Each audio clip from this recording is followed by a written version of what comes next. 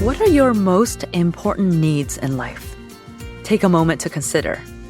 Don't think about hopes, dreams, or goals, but rather needs, things you cannot do without.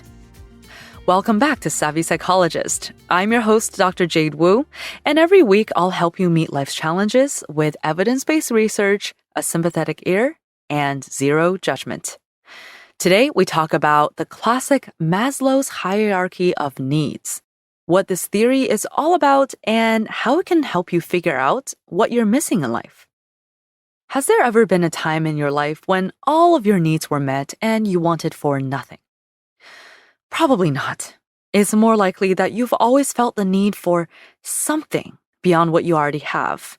Better health, more job security, more time with friends and family, more time for hobbies, or just a greater sense of fulfillment in life, whatever that means. When you've come to that conclusion that something's missing in your life, how do you name what that thing is? And what needs do you focus on first? And how do you figure out that priority? Dr. Abraham Maslow wondered about this almost 80 years ago and came up with a framework called Maslow's hierarchy of needs. It's an oldie, but a goodie. In this theory, Maslow proposed that we have 5 categories of needs. And these categories are arranged in a hierarchy, meaning you can visualize the different categories stacked on top of each other like in a pyramid, with the lower levels as prerequisites for the higher levels. He believed that we progress through this hierarchy from bottom to top. Once one level is adequately satisfied, the next level comes into focus and becomes possible. So, what are the 5 different categories? Let's look briefly at each, and as we go along, consider whether you feel fulfilled in each of them. First up, on the bottom of the pyramid is physiological needs, or also known as basic needs. These are basic survival needs, like water, food, sleep, and the ambient temperature so that we're not too cold or too hot. Notice that these are very biologically driven needs. If something's amiss, you'll definitely know it. Like if you don't have enough food or water in you, your body will tell you. And if you're chronically short on these essentials, your mental health will actually suffer too. Research has demonstrated that food insecurity, which is not having enough access to nutritious food on a regular basis, is associated with psychological stress and psychiatric problems. And because these needs are so fundamental to survival, Maslow considered them to be at the bottom of the hierarchy. Even though you may have other needs, these needs need to come first. For example, have you ever tried to do complex work or be creative or even enjoy a social event while you were ravenously hungry? Were you able to perform at 100%? Or did your belly remind you constantly that something more urgent needed your attention? I mean, I've certainly had the experience of being hangry. Maybe you have too. Well, once your belly is full, achieving safety is next. We feel this need on a pretty automatic level too. Fear is one of our most basic hardwired emotions. That's why babies shrink from unfamiliar people and situations, perhaps even without knowing why. And even when we grow up, our brains continue to monitor the environment, putting us on physical and mental high alert when there are threats to our safety. When we feel chronically unsafe, our physical and mental health reflects this lack of basic need. Many studies show, for example, that living in an unsafe neighborhood is detrimental to our health. According to Maslow, we next move on to our need for love and belonging. This includes having relationships with family, friends, partners, colleagues, and just generally feeling like you belong in a community. This need for belonging isn't just about being loved in the way that, say, celebrities are loved, receiving admiration and praise and attention. It's also about loving and giving to others. And what's really interesting about this need is that fulfilling it is not only important for our psychological well-being, but for literal life or death. A study that pulled data from over 300 people showed that regardless of participants' age, sex, or health status at the beginning of the study, Having stronger social relationships predicted a much higher likelihood of still being alive years or decades later when the researchers followed up. Now, as we go up the pyramid, we get to less and less tangible types of needs. Our need for esteem is our need to feel good about ourselves and to have a sense that we're valued by others. This might show up in the form of doing charitable work, pursuing higher education, being in a helping profession, being an expert on something, being famous, or even being infamous. Notice that these different ways of chasing esteem don't necessarily end up with the same flavor of feeling valued or confident. Some involve service to others, some involve mastery, some involve virtue, some involve simply being the center of attention. Figuring out which element or combination of elements fulfills your esteem needs requires some honest self-reflection and maybe even some trial and error. And that's okay to have some trial and error in pursuing your esteem needs. All right, now we have come to the last category of needs. We are here at the top of Maslow's hierarchy. Self-actualization is the ultimate achievement of your potential. You feel like you're fulfilling your life's purpose, answering your life's calling. Maslow believed that often, self-actualization takes on the form of extraordinary creativity or achievement. So think of like Lin-Manuel Miranda writing the Broadway smash hit Hamilton, or Christina Koch serving as the flight engineer on the International Space Station, or Barack Obama becoming the first Black president of the United States. But it might also be something more ordinary, but still tremendously meaningful. If you believe you were born to be a parent, for example, then you'll feel the most alive and fulfilled when you nurture a child. Maslow believed that for us to achieve self-actualization, the other levels of needs need to be satisfied first. For example, you can't write the next great American novel if you don't feel safe in your living environment. And you can't become a revolutionary political leader if you don't have solid relationships. But as we'll see, this may actually not always be true. So let's talk real quick about whether Maslow was actually right about the order of the hierarchy of needs. Ever since Maslow captured the academic and popular imagination with his hierarchy in 1943, there's been much discussion of whether this really reflects how human motivation works. Studies have shown that, yes, we value more basic needs above others, like the ones higher up on the hierarchy.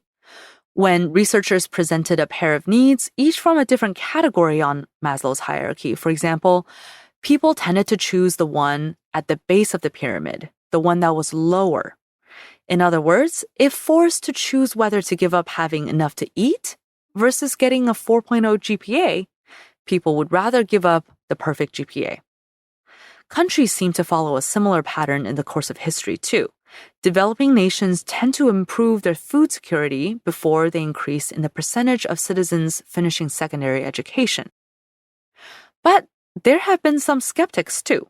Some studies have found the needs levels to be out of order when they paired items from each and asked people to rate the relative importance of each in the pair. And some have pointed out that any particular order may not always be true. Lower order needs aren't necessarily prerequisites for higher ones. For example, those in poverty who are struggling with basic and safety needs can still feel love and belonging. Another thing to consider is that much of the early research on Maslow's hierarchy was done on white American college students, so any conclusions may not apply to everybody else. More recent international research has found that the basic needs seem to be pretty universally regarded as important, but not that the different types of needs must go in the same proposed order. In fact, Maslow himself clarified in his famous paper that progressing through the levels is not nearly as rigid as we have implied.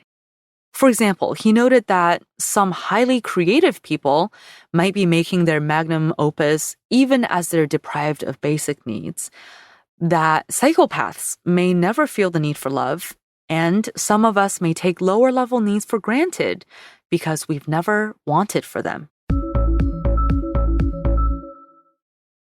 But regardless of whether Maslow's hierarchy perfectly describes the human condition, I think it can be a helpful framework for everyday thinking. That is, we can use it as a rough guide to help pinpoint what we might be missing in a few scenarios. For example, one scenario might be that you're feeling miserable right now at this moment.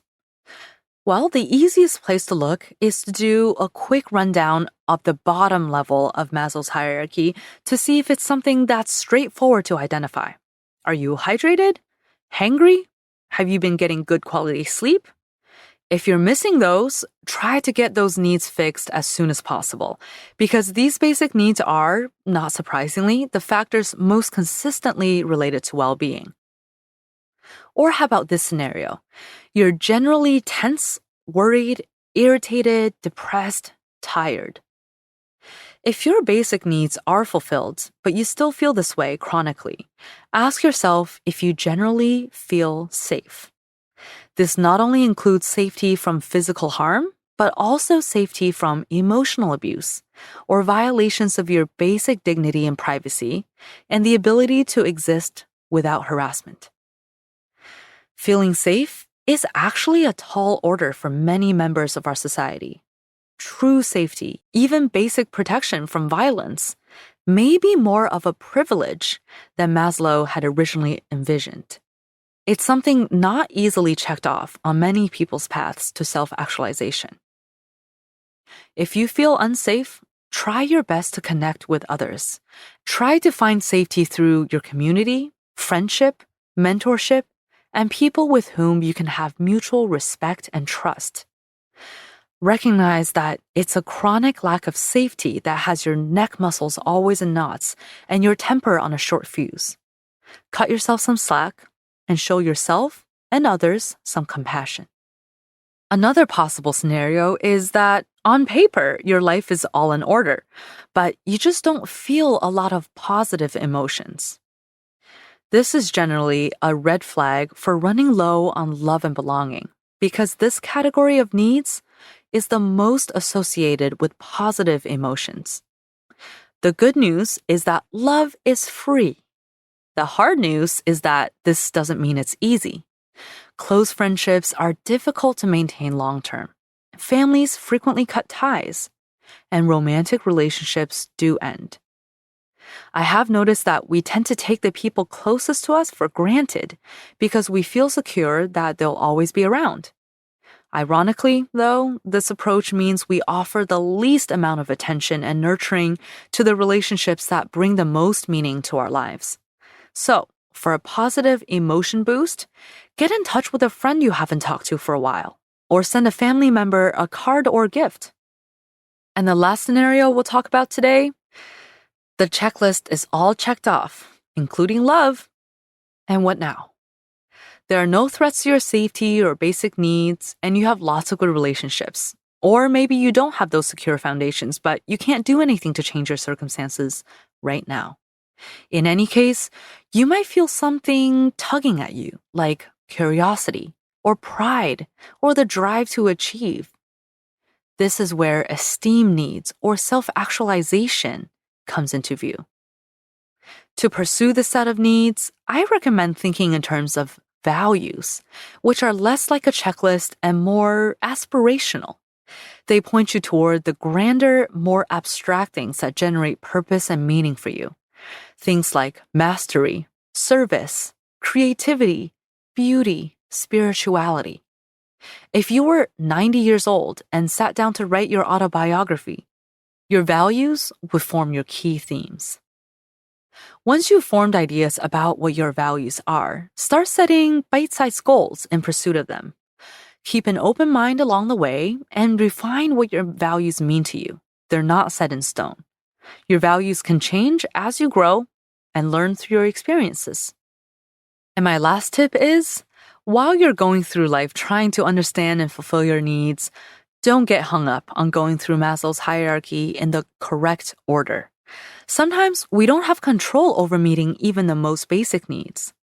As much as possible, we should still allow ourselves to be fulfilled in other ways. Having financial challenges, for example, doesn't mean you can't enjoy love from a family member or kinship from your community groups. But also, don't take the fulfillment of your physiological safety and love needs for granted. They actually may form the very foundation that allows you to answer your life's calling. And even if they don't lead you to momentous accomplishments, having a hot meal under a safe roof with a good friend can still be one of life's greatest pleasures. Thank you so much for listening. I wish that the universe fulfills all of your needs in the upcoming week. You can find me on Facebook and Twitter. I'm at QDT Savvy Psych and also at Jade Wu PhD. If you'd like psychology tips delivered straight to your inbox, subscribe to the Savvy Psychologist newsletter. You can also subscribe to this podcast wherever you listen. Savvy Psychologist is audio engineered by Steve Rickyberg and edited by Karen Hertzberg. As always, Savvy Psychologist is strictly for informational purposes and does not substitute for mental health care from a licensed professional. Thanks again for joining me, and I'll see you next week for a happier, healthier mind.